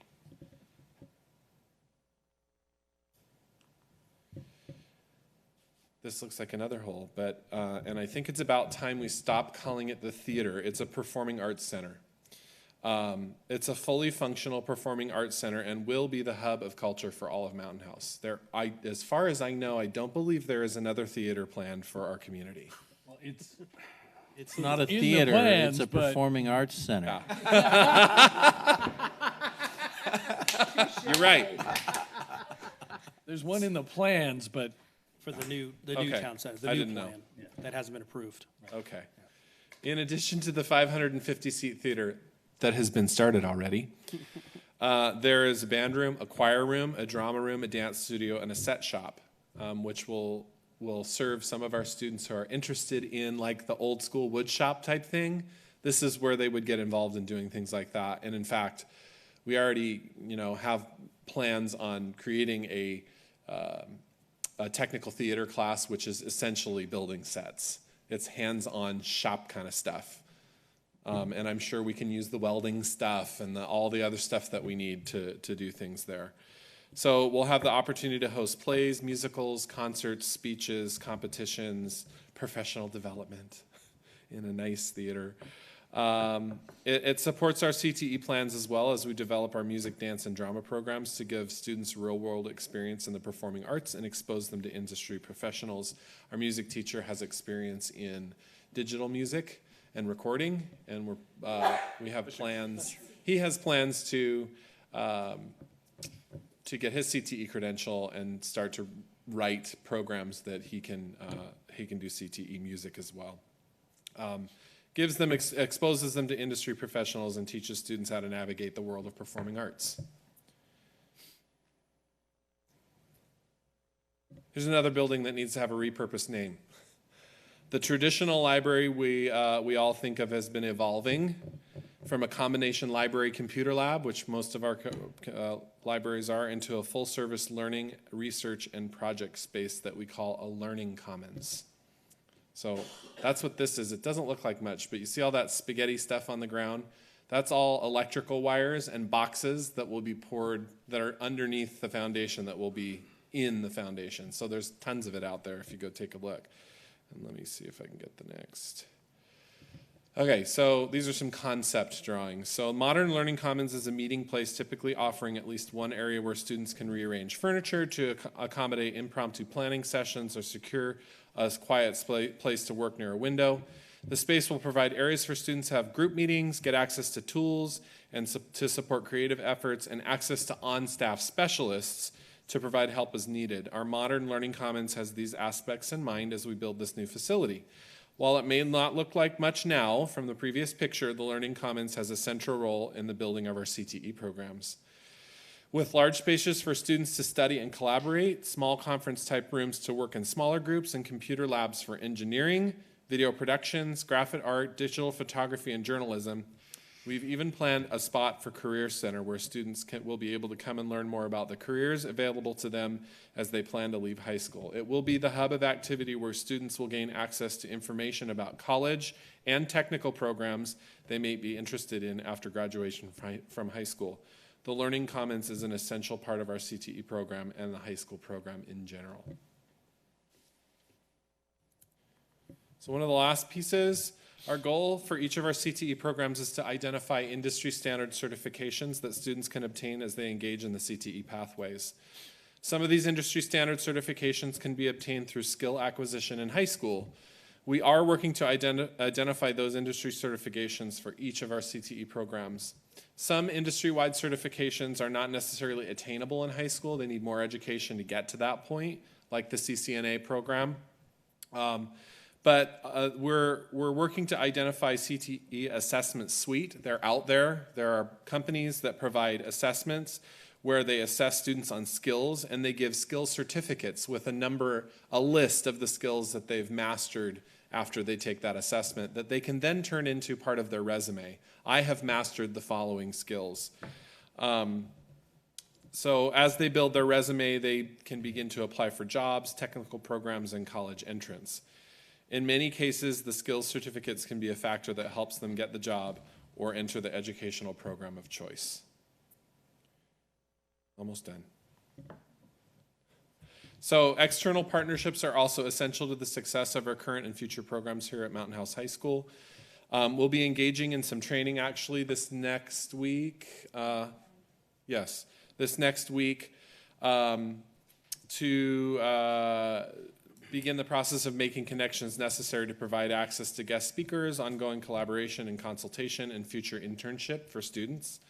The goal is for all of our students in the CTE programs to place them into real-world internships during a capstone course that will get them experience and knowledge necessary to be successful in college and careers. You'll see some of our industry partners out. I neglected to put the County Office of Education as one of our partners as well right now, but we're working on making more partners, especially in the biomedical sciences and the engineering fields right now. And then as we move forward and implement more CTE programs, finding other organizations and companies that we can partner with. And we found that those that we've partnered with have been a real help to us. So the last thing you have in front of you, and I apologize, I think it says the wrong year. We did update this, we just didn't change the date. So this is the current MHHS career pathways. It continues changing on a daily basis. So we updated this before the school year started, but it's already out of date. And so we'll continue to develop our pathways. Take note, please, of the related professions column or row there. And you'll notice that not all of those related professions are necessarily college degree type of professions. And if you see any that we forgot to put in there, we're happy to put them in there. CTE course pathways at Mountain House High School include at least 3 course sequence. They are recognized upon graduation as having finished a course of study that includes an introductory course, a concentrator course, and a capstone course. You'll see that on that menu as well. And we're working now to match industry certifications and skills assessments, and we'll be adding that to our menu of options as the program goes.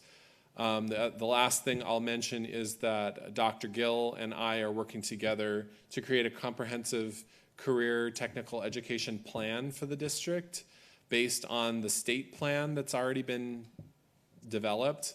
And we're actually meeting next week to discuss more in detail where we are with that. A lot of the information that you saw tonight is all information that will be in the career technical education plan. It's just being coordinated and making sure that our program meets the 11 elements of a highly effective career technical education program. So that's it. Questions? First off, thank you very much. You answered a lot of my questions. I know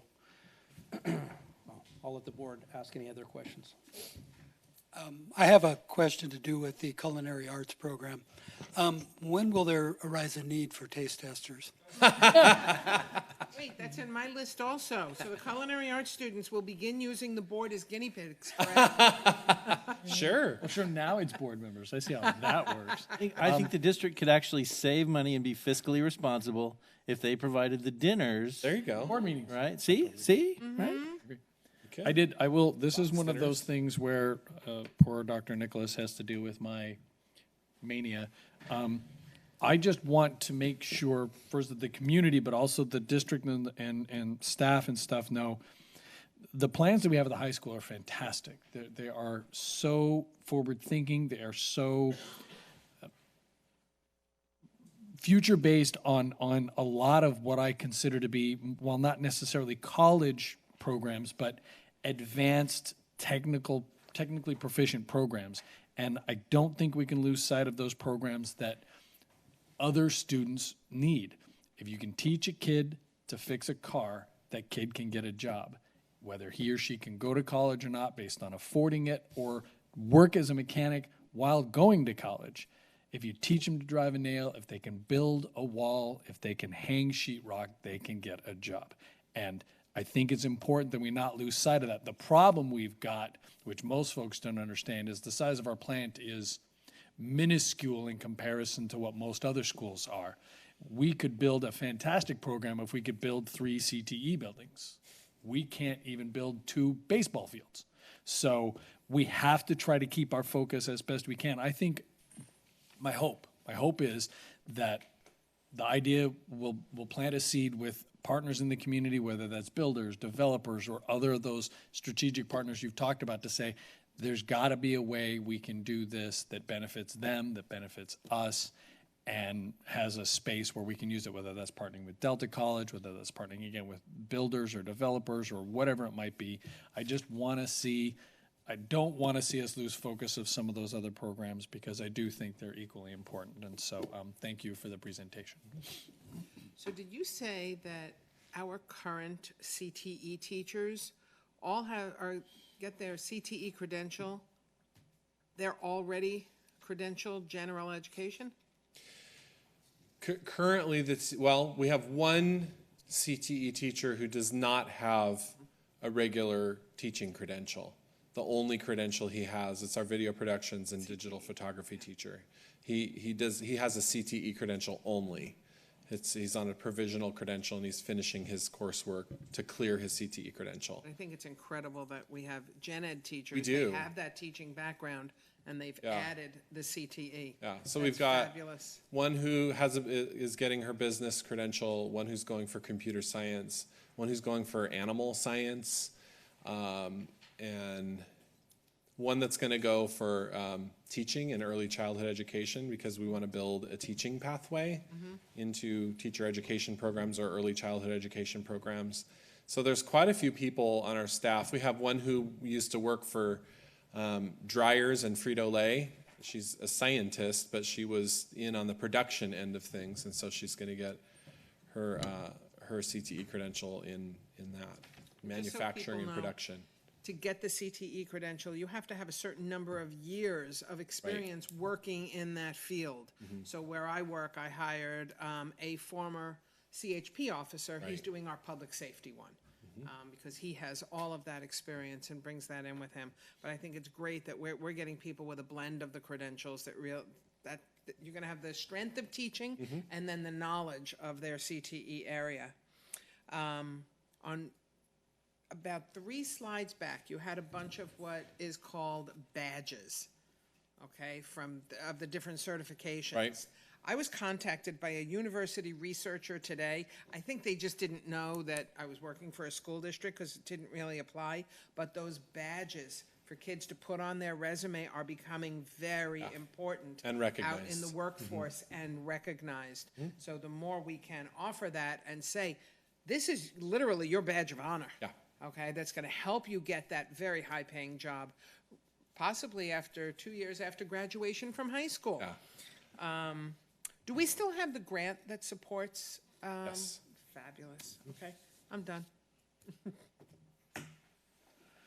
Thank you very much for preparing this. I have, it might be a suggestion or it might be a new suggestion or it might not, but I was listening to the commentary on the woodworking, set design and construction, right? And that's, working with wood and saws and tools and all that.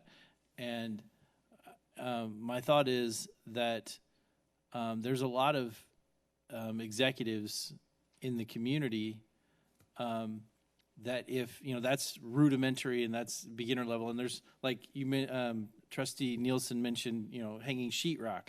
Well, there's going to be some hanging of sheetrock in set design, I'm sure, but not a lot. But there's a lot of people in construction industry that if we knew what CTE needed in order to support, like offering an internship is one thing. That's, you go get donuts and coffee and you make copies and it may not be valuable, but if we knew, okay, here's the skills that we need you, if you're going to work with our students, we need to make sure that this student can do this and this and this. And sheetrock is a bad example. I'm thinking of like in the Trimble system, which is GPS.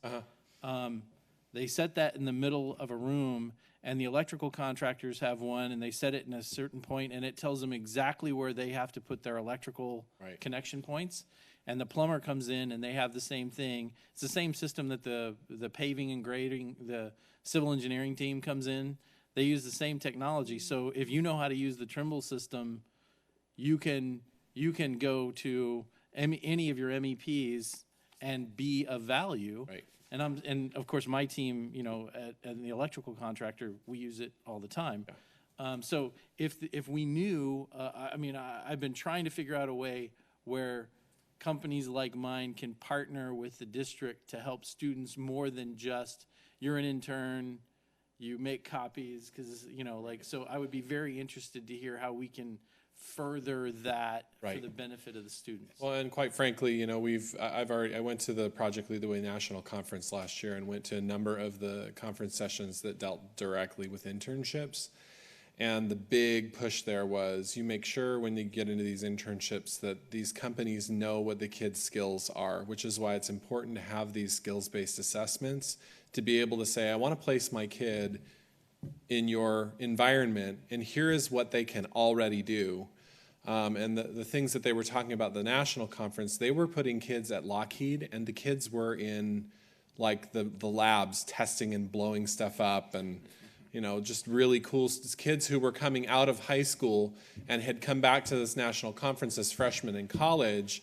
And they said, you wouldn't believe, most of these kids in these engineering programs have never had a real experience with engineering. I went to Lockheed for a year and a half for my internship, and I came in saying to my professors, I've done X, Y, and Z. And the professors were like, no, you didn't. And one of the kids said, yes, I did, and went and got a letter from Lockheed to give to the professor and went, oh, wow, maybe you did do that. So let's, you're a lead in the class, and you're going to, and then the kids are saying that all these other kids are having a hard time conceptualizing what they're doing in class. They get to college and they're like, I know exactly what that looks like. I conceptualize it and can understand it a lot easier and are moving forward quicker in those programs because of that experience that they have. And that's what we're looking for.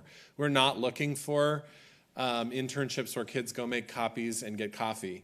And in fact, as you build an internship program, and I know that these people that are going to come talk to us, it's all about having somebody who is dedicated to monitoring the internships, which means in a lot of schools, and what I saw at this national conference is once you really get into CTE, you have a full-time CTE coordinator who coordinates internships and communication with external partners.